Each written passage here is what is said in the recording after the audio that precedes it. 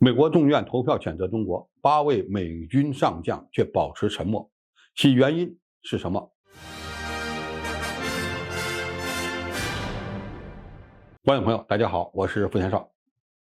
这两天，美军出动 F-22战斗机击落中国民用气球的事儿，在美国国内的余波仍未平息。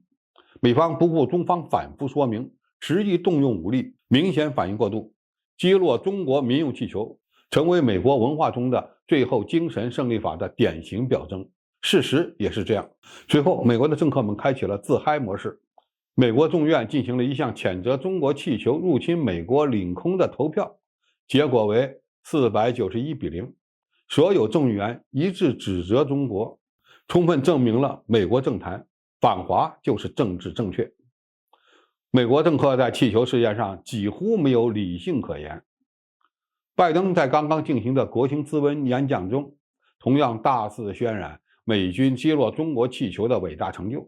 他说，当中国威胁到我们主权时，我们将采取行动保卫我们的国家，而且我们做到了。拜登的意思当然是炫耀美军的强大，同时也在为美军表功。现场听取拜登报告的美国议员们掌声雷动。然而，比较尴尬的一幕是，在场的8位美军上将集体保持沉默，拒绝起立，也拒绝鼓掌，形成了极大的反差。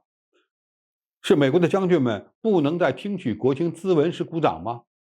还真不是。2015年，在奥巴马发表国情咨文演讲时，现场的美国将军们同样会起立鼓掌，表示赞同。那么，这些美军上将为何对击落中国民用气球事件没有感到自豪，甚至感到有些尴尬呢？因为军人与政客是两个群体。美国的政客玩的是反华就是政治正确，在击落中国民用气球事件上不鼓掌就是犯下大错，可能会遭到选民的唾弃。而军人们需要思考几个严肃的问题：中国的气球是否真的对美国的国家安全构成了威胁？美军击落中国民用气球是否真的有技术含量？能不能展现美军的强大？F-22号称是全球最先进的隐身战斗机，但从来没有取得过实战的战绩。现在发射空空导弹打下了中国的气球，难道就能证明 F-22比歼20先进吗？所以在美军高级将领群体看来，这件事儿不但没有什么值得骄傲的，甚至还有点丢人。许多媒体认为，美军在气球事件上的表现并不算合格，主要原因是没有在中国民用气球进入美国领空的第一时间发现目标，也没有尽早的组织拦截和击落行动。北美防空司令部司令承认，现在的防空系统和美军的警戒雷达对于探测高空气球存在着盲区。这次能击落中国气球还有一个偶然因素，那就是气球的高度降低到了2万米以下。如果中国的气球一直保持在3万米左右的高空，那么美军就是出动 F-22、F-15战斗机也无能为力。所以从军事的角度来看，这次气球事件让美军感到脸上无光。许多人不明白，美国的将军们不是特别喜欢预测台海军事危机的时间表吗？不是喜欢鼓吹中国威胁论吗？这的确没错，但他们的动机大多是为了拿到更多的军费预算。鼓吹中国威胁论，准备与中国作战是一回事儿，真的想和中国打仗又是另外一回事儿。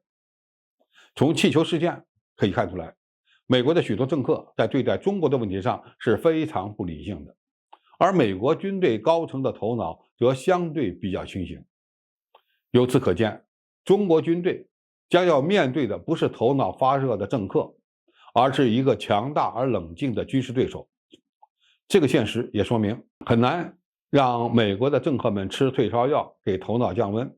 但是只要解放军的实力够强大，军力发展速度足够快，完全可以让那些懂行的美国将军们保持头脑冷静。如果有一天中美面临发生军事冲突，当美国的政客们鼓噪着要对华开战时，知道中国厉害的美国将军们或许会告诉这些狂热的政客，你们只是在喊口号，而真正送死的却是美国军人，我们可干不了。